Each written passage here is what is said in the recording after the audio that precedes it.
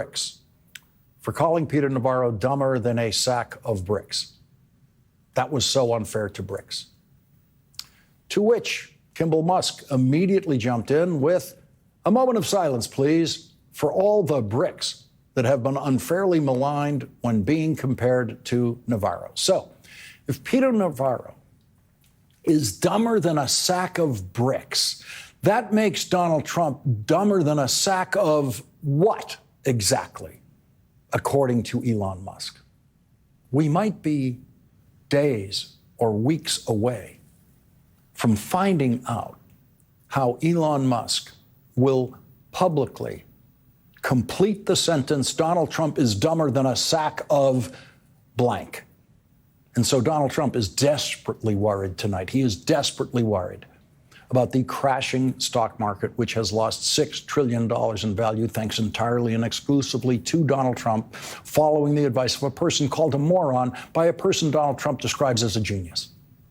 And now Donald Trump is worried that the person he thinks is a genius is going to be calling him a moron any day now.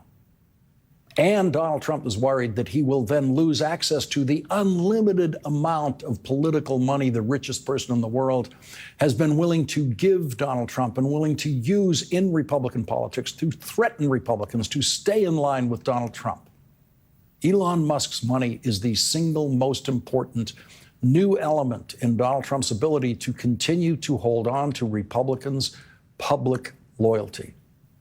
But that Republican loyalty is beginning to crumble thanks to Donald Trump following the advice of Peter Navarro. We all know just how cowardly every single Republican member of Congress is when it comes to anything involving Donald Trump. And so it is a hugely significant crack in the wall of Trump Republican loyalty tonight that the most senior Republican member of the Senate, Chuck Grassley, who has never been in favor of presidentially imposed tariffs before Donald Trump was elected, has introduced a bill with a total of 7 Republican co-sponsors to limit the president's ability to raise tariffs without Congress's approval. So that's 7 Republicans willing to go public against Donald Trump on tariffs, and 4 more Republicans emerged today in the Senate Finance Committee, which has jurisdiction over tariffs, taking shots at Donald Trump's tariffs during a hearing with the person who is supposed to be the president's chief international trade advisor, United States Trade Representative,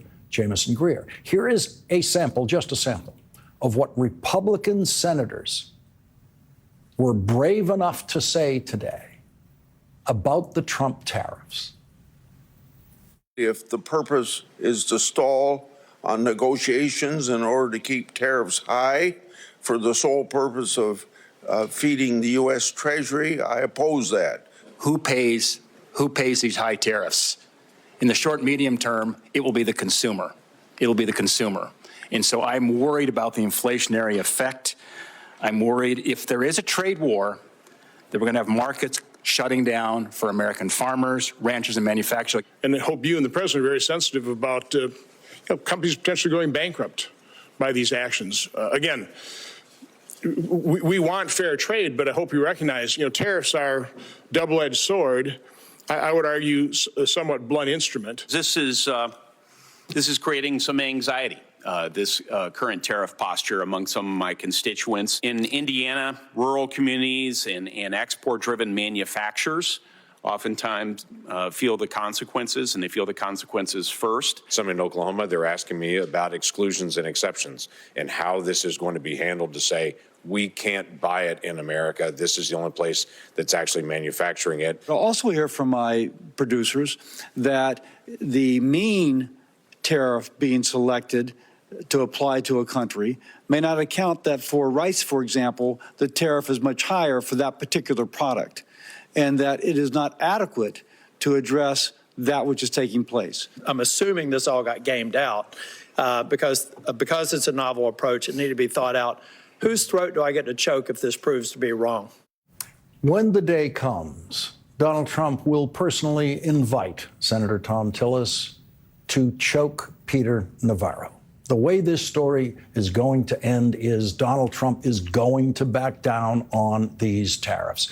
It could take several months for Donald Trump to back down. It could take weeks. It could take days. We don't know. But a year from now, these crazy Trump tariffs will be history, and Republicans will be running away from them as they run for re-election to the United States Senate and to the House of Representatives. And Donald Trump is going to fire Peter Navarro because Wall Street will demand it.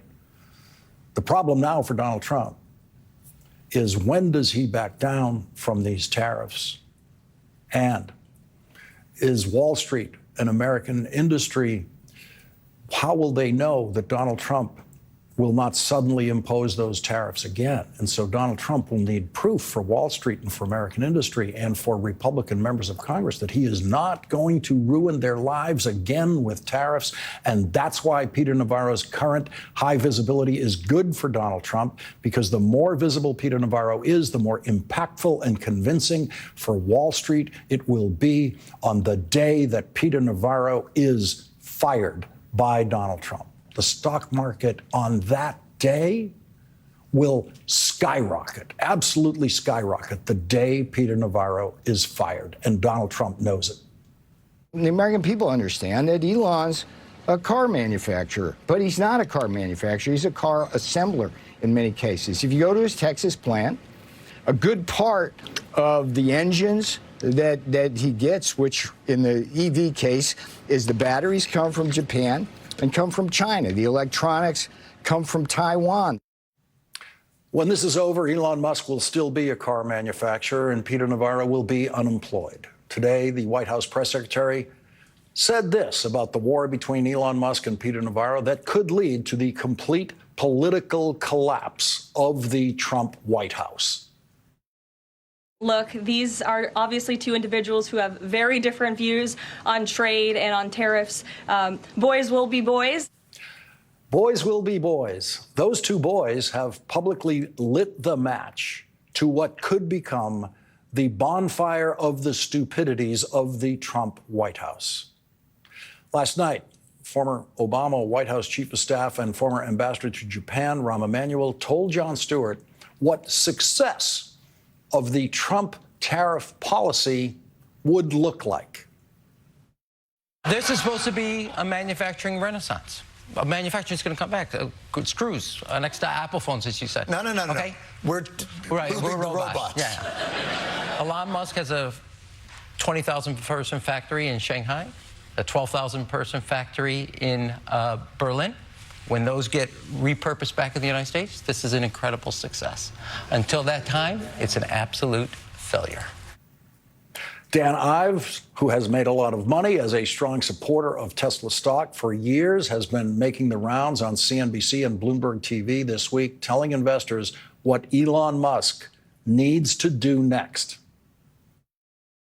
Look, I mean, it's our view Musk basically needs to leave the government. I mean, because if you look at the brand damage, you just cannot deny it. I mean, I think there's 20% actually permanent brand damage in Europe, 10% at least in the U.S. Unfortunately, Tesla's become a political symbol around the world, but in a bad way, right? I mean, if any frustration toward Trump, DOGE, tariffs, globally, there's one symbol. It's Tesla. Tesla, in my view, it's been a sad few months to watch it, because it's brand destruction by the hour, by the day.